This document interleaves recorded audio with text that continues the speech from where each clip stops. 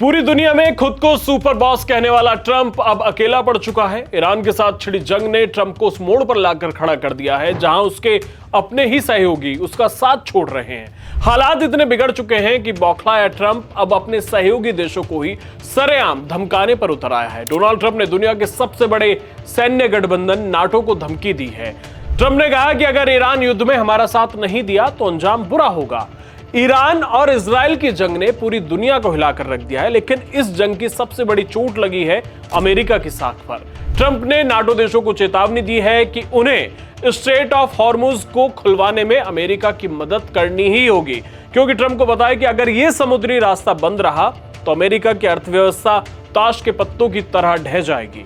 Iran पर अमेरिकी और इजरायली हमलों के बाद ईरान ने उस समुद्री गलियारों से जहाजों की आवाजाही पूरी तरह रोक दी है। यह सिर्फ एक रास्ता नहीं है, यह दुनिया की एनर्जी लाइफलाइन है।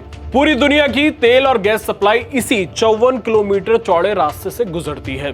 ईरान ने इसे बंद करके ट्रंप की गर्दन पकड़ ली। अब ट्रंप दुनिया से मदद की भीख मांग रहे हैं, लेकिन लहजा अभी भी वो दादागिरी वाला ही है।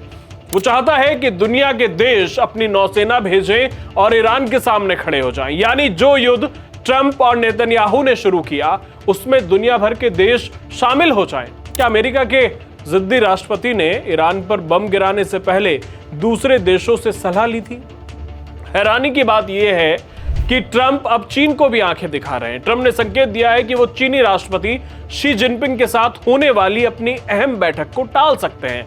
ट्रंप ने कहा कि वो बीजिंग जाने से पहले अब चीन का रुख जानना चाहते हैं। ट्रंप का कहना है कि चीन को अपनी जिम्मेदारी समझनी चाहिए, क्योंकि उसका 90% तेल इसी रास्ते से आता है। मीडिया रिपोर्ट्स के मुताबिक जल्द ही एक हॉर्मुज कोएलिशन बनेगा।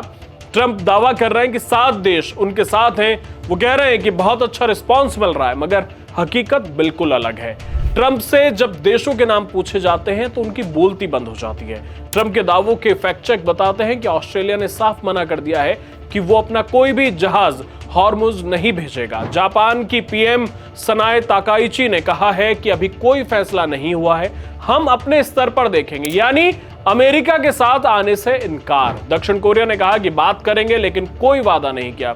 ब्रिटेन, जो हमेशा अमेरिका का छोटा भाई बनता था, उसने भी सिर्फ कूटनीतिक बातें की हैं, कोई सैन्य मदद का वादा नहीं किया है। ट्रंप चिल्लाते रह गए, लेकिन जमीन पर वो अकेले खड़े हैं। आज दुनिया में ऊर्जा संकट गहरा रहा। ईरान ने स्ट्रेट ऑफ हॉर्मुज को ढाल बनाकर अमेरिका को घुटनों पर ला दिया। अमेरिका ने सोचा भी नहीं होगा कि ऐसा इस युद्ध में होगा। फॉरेन एक्सपर्ट्स कह रहे हैं कि ट्रंप को जल्दी इस बात का एहसास होगा कि उन्होंने इजराइल के बहकावे में आकर इस युद्ध में कूदकर बहुत बड़ी बेवकूफी कर दी है।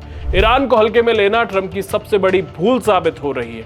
क्या आपको लगता है कि ट्रंप की धमकी नाटो को एकजुट कर पाएगी, या फिर अमेरिका को इस बार हार का मुंह देखना पड़ेगा? अपनी राय कमेंट बॉक्स में जरूर बताइए। धन्यवाद।